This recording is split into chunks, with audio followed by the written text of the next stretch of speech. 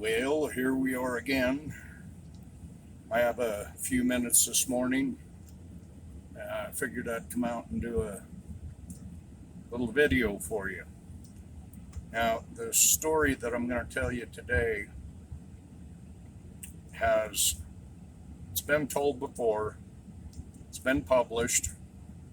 I know I said I don't chase after storybook tales, and for the most part, I don't chase after this one, but it definitely piques my interest, and I've spent a few trips up there looking the place over.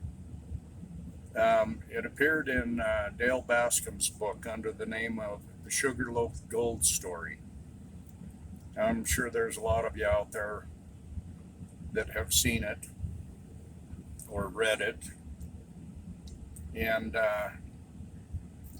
but back in I don't know, probably 2004, maybe 2005, a friend of mine called me up, asked me if I'd ever heard of the story, and I told him, yeah, I remember reading it. And he asked me what I thought about it, and I told him, well, I really don't have an opinion on it, but he asked me to take another look at the story. So I did, read through the story again, and got hit with an epiphany. And so I hopped in my truck and went for a drive. And a few hours later, I called him up, and he said, "Did you get a chance to look at that?" And I said, "Yes, I did." And he says, "So what do you think?" And I says, "Well, I'll tell you what, why don't we go for a drive and I'll show you where this actually occurred, because there's a lot of controversy on where this Sugarloaf Gold story is.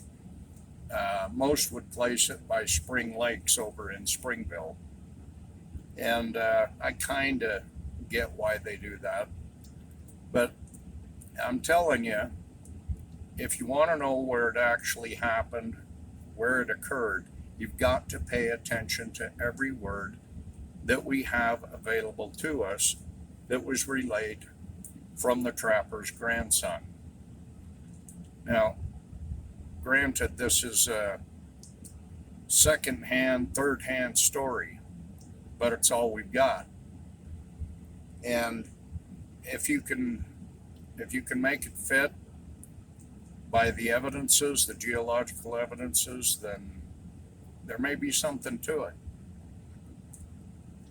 But anyway, as the story goes, I think it was around 1913, some guy comes strolling into town in Springville, Utah, and he had a map with him.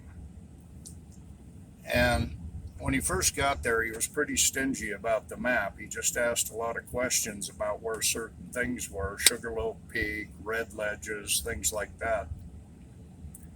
And at one given point, it might have been in the 1930s, by the way, at one given point,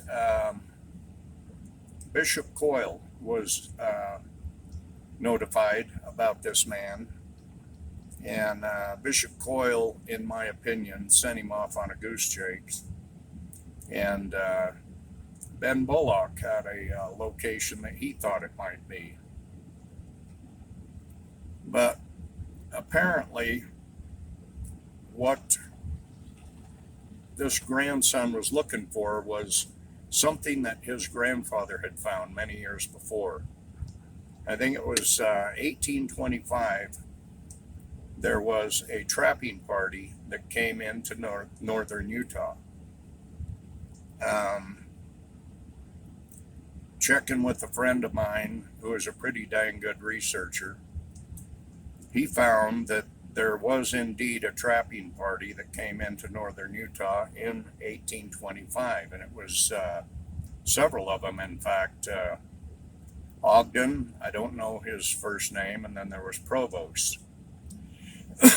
And apparently these two were at odds with each other, something to do with a legal claim on the area. At the time, they were still recognizing Mexico's claim on the land. But anyway, they seemed to part their ways without killing each other. And somewhere in the Provost Journal, I think it was, there was mention of an Indian attack. And of course, the scholars jumped all over that and decided where they think it was. And I think they placed it somewhere along the Jordan River. And how they come up with that, I have no idea. But anyway, this trapping party ended up down at the south end of the Great Salt Lake. Some say it was probably over by Grantsville, but regardless, they ended up splitting up and going in different directions, and two individuals went south. Now, they didn't go south from Grantsville. They made their way over to the Jordan River and started following it south. And they come up and over the mountain and were amazed at the beautiful blue lake that lied in the valley to the south of them. Believe it or not, that was Utah Lake. Now look at what we've done to it. These explorers, trappers, spent many days following each of the tributaries that come into the Utah Lake and looking for beaver dams. They made mention of one particular stream, and based on the story, I would place this as far south as you could possibly get on the Utah Lake. And they found some beaver dams, and so they decided to follow this. You know, right in here about where this occurred is where the text often gets misunderstood. But these men followed this stream. Their intent was to find the source of the water, because this is where you find all the beaver dams. They followed up a canyon, came up and out, and if you read the text carefully, it was clear that they spotted a Sugarloaf Peak at the base of the mountain, quite a distance off.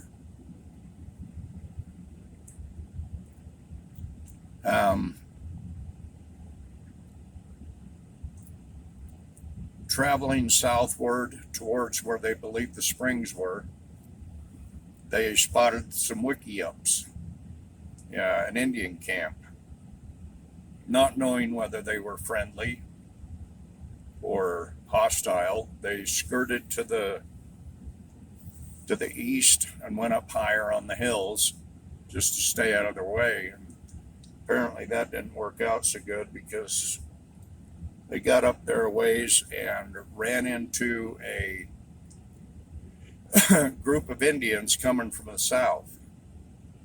And apparently they weren't friendly.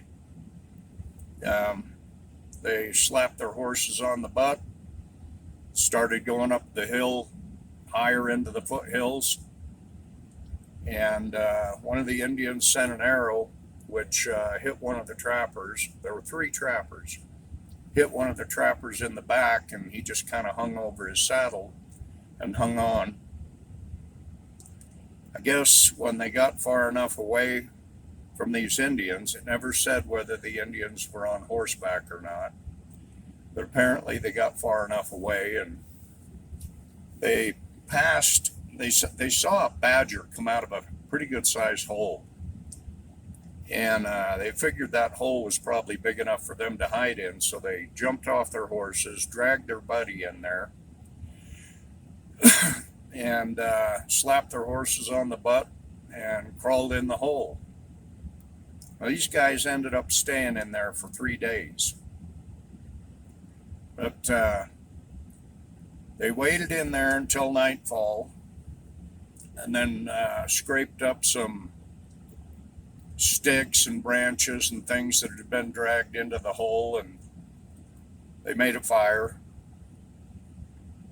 And one of the trappers took a branch and made a makeshift torch, and they realized that they were not in a badger hole, they were in a mine tunnel system. And they started exploring. And not too far back in, they ran into a stack of what they refer to as ingots or bricks. The guy was so excited, he went to find his other buddy that was exploring, and the two of them went back and looked at him, and they were just happy as could be. But they knew they couldn't take it with them.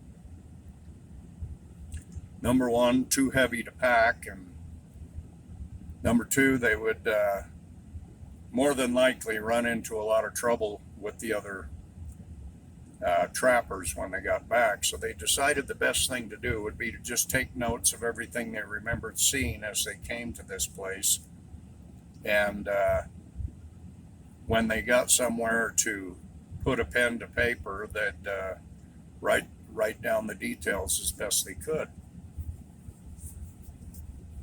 Well, in their excitement, they went back to the other trapper who was wounded, tell him about it, and he had died. And so they dragged his body back to where the bricks were, and they covered him completely with these bricks in an effort to preserve his body from the animals. After 3 days, they finally got up the courage and left the hole, and by nightfall, they made their way back up to the designated campsite at the south end of Salt Lake, Great Salt Lake. And I don't know what happened to the other trapper, but Johnny's grandfather, as soon as he got someplace where he could write things down, that's what he did. And apparently the story was passed down to him, and that was his grandson that showed up in Springville, Utah, asking questions. Well, I personally think he got led to the wrong places. The friend that I mentioned that asked me what I thought, and I told him we need to go for a drive.